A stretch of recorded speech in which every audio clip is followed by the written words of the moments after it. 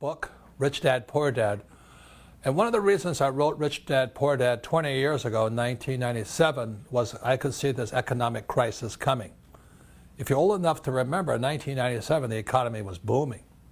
And then what happened in the year 2000? It turned. So we had a crash in 2000, was a dot-com crash.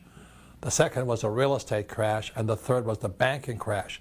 So within the first 10 years of this century, we've had three major crashes, much bigger than the stock market crash of 1929. If you look at these charts here, you can see 2000, you can see the real estate crash, and you see the banking crash, and down there you can see the 1929 crash. The next crash coming, and it's coming very soon, is going to be bigger than all other crashes the world has ever seen.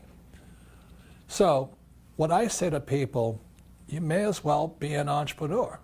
Because if you're an entrepreneur and you're actually sincerely working to gain the skills of an entrepreneur, the real life business skills of an entrepreneur, you and your family have a better chance of surviving this coming disaster. And it is coming.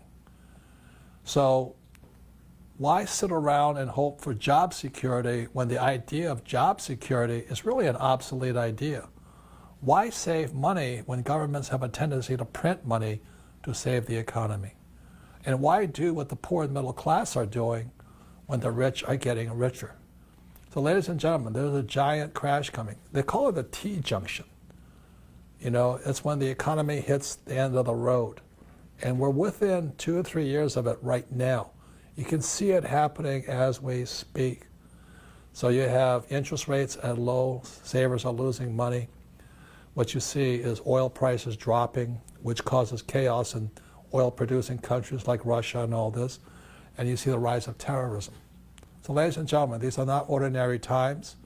The industrial age is over. We're in the information age.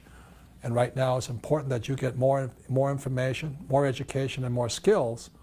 Most importantly,